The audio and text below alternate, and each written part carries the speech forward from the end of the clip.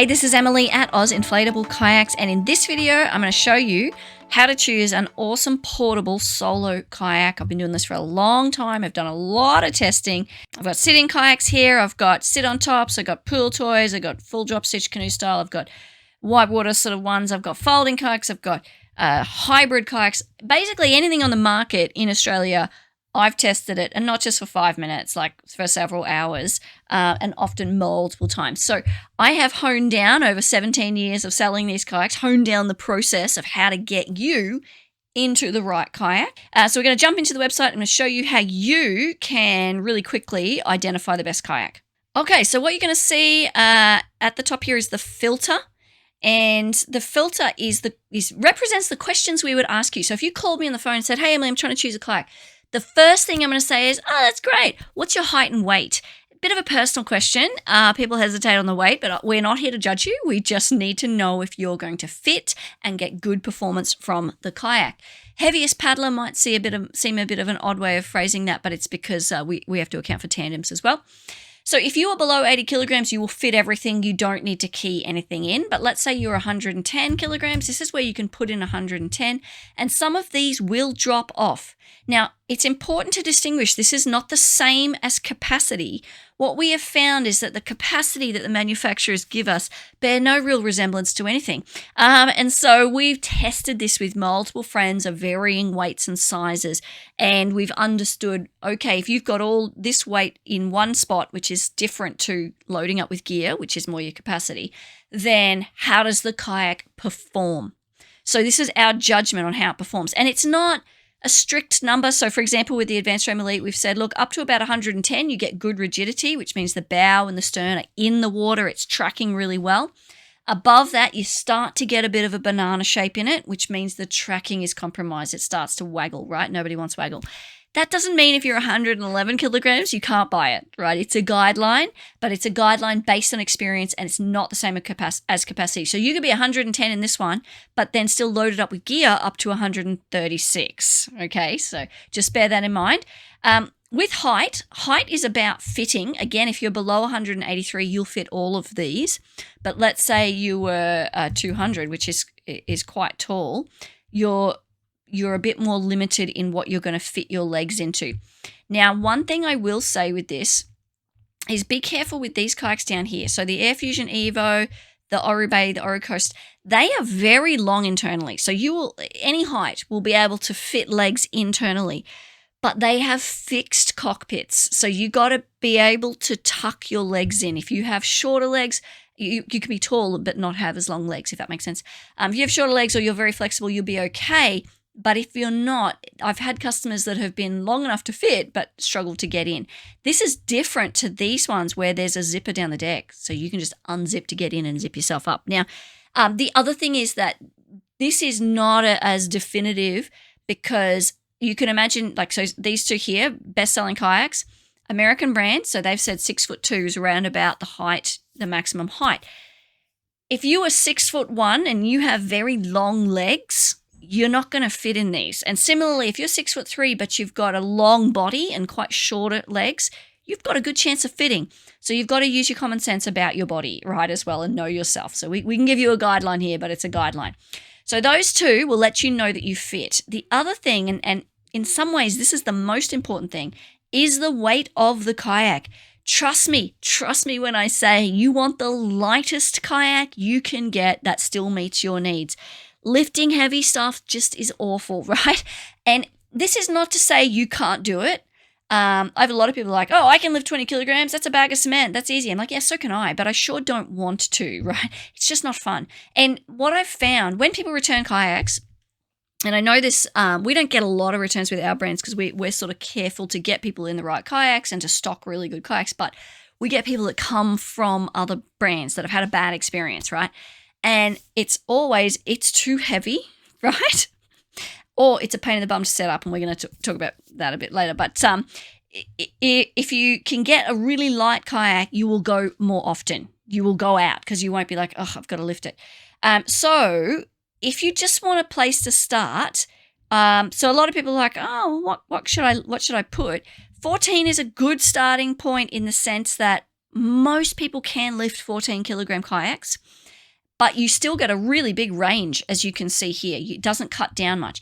If you went down a lot further, if you went to say 8, you're really cutting your options down a lot. So there is a balance between where you get a good range, but don't lose too much. So that's really important. Make sure I would put these in first, and then I would start dropping this down and see what's left.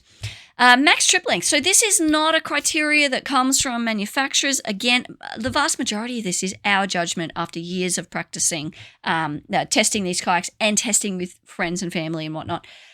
So max trip length, what we found, we can go out for 20 minutes in a kayak and be like, oh, it's really good. This is performing quite well. Really like it. But the conditions might have been really good, and it wasn't long enough to discover that the seat wasn't as supportive as we thought. Like after 2 to 3 hours, you really know if there's a good seat and if this kayak is any good in wind and chop and other conditions, right? So that's the main things here. And max trip length means what would you do? What's the maximum that you would go out for? So some people know they're never going to go for a multi-day expedition, right? They might do a half-day max. So that kind of helps us narrow down like which ones are going to give you the best performance and the best seat. And foot pegs, that's the other thing. If you're going to go out for a longer time, you need to be able to use your whole body in the paddling motion, which means you need to brace your feet somehow. Multi-day, we also factor in whether you could load it up with gear, like practically speaking. Now, I would do that before I then looked at open water. So open water, and just a heads up here, if you're, no matter where you're taking your kayak, open water, lakes, estuaries, whatever you're doing, rivers, you need to be safe. Paddling has inherent risks in it, right? So you need to understand your ability. You need to make sure your craft is good enough for what you're doing. You need to let people know where you're going. Don't go alone. Make sure you have communications. Make sure you're wearing appropriate gear, including, life jackets. All of that applies. This is just us assessing, is this boat capable of being in swamping waves and potentially rough conditions with tidal aspects, right? So with the sit on top kayaks, it looks at, so these are the ones, can you put a spray skirt on to stop swamping waves coming into your cockpit? So some of them, like the Sport Elite, the Advanced Frame Ultralight, you cannot put a spray skirt on. It's an oversized cockpit, great for getting in and out of, right, nice and easy and wide open, but you can't keep the swamping waves out.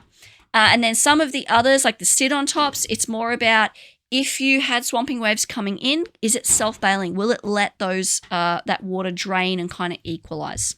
Okay, now taking a dog and taking small kids, the primary thing here is stability. And this is, again, my judgment here and our judgment, I should say, as to what is stable enough for an unpredictable element like a dog or a kid or catching a fish. So kayaks like the Air Fusion Evo, the Ori Bay, they're really long, they're really narrow, and they're amazing to paddle. But I would never take a kid or a dog or go fishing. Now, the dog one also has a bit of an aspect of durability. Is it good enough for doggy claws?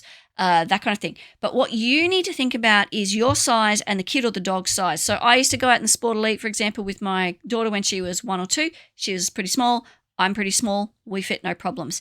However, my large brother tried to take out his large Labrador, and he actually did it, but it was very cramped, awkward to paddle, bit tippy, right? So we can't really put this into a filter. You just need to think about it. And this is one of those things where if you weren't sure, you would contact us. And we do have a lot of experience judging this, so we would be able to help you. In stock is just, do we have it right now? Sometimes we can't control getting stock in. Now, if you're on mobile and you're looking at this, you can easily access the filter with this button here. It's all the same stuff that's on desktop. When you've selected what you want to select, you can hit show results. If you're trying to get out of the filter, there's a little cross up the top here. Now, let's say you've gone through this whole process and you've still got a lot of kayaks. Let's say you were doing open water and you wanted to take a dog as well. Apply.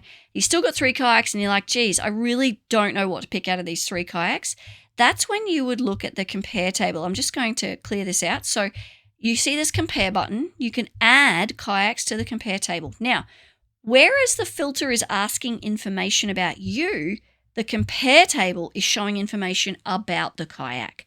But it's a really good way to narrow down. So you might be looking at this and you might go through and you go, oh, sit on top.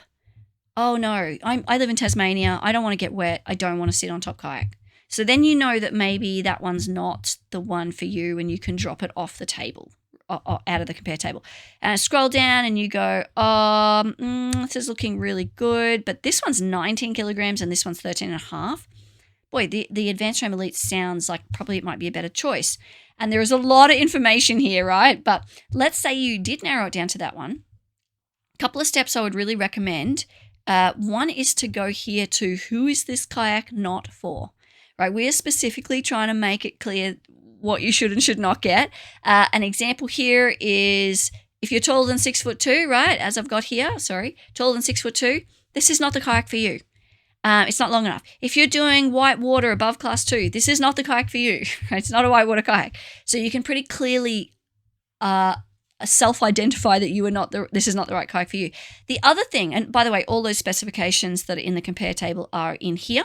I'll definitely have a look at the setup video. Like I said before, setup is a reason people don't take their kayak out or a reason they return it. We have done a pretty good job of either not selecting kayaks with a difficult setup or being very clear that they have a few more steps and that you need to think about your personality. But I'd watch this. The video is by far the best way to know whether you think you can do it. And then comparisons is if you were, say you were looking at the Sport Elite and the Advanced Frame Elite, this is a really quick way to understand those differences. People ask us all the time, what's the difference between this one and this one, right? Because they look really similar quite often. So those are the things I would look at on the individual kayaks. Now, if we go back, so let's say you've looked at that, but you're still kind of a bit like, okay, there's just so many kayaks here. Now, This video is designed to help you to understand how to choose a kayak regardless of what we are stocking. We are changing our kayaks all the time.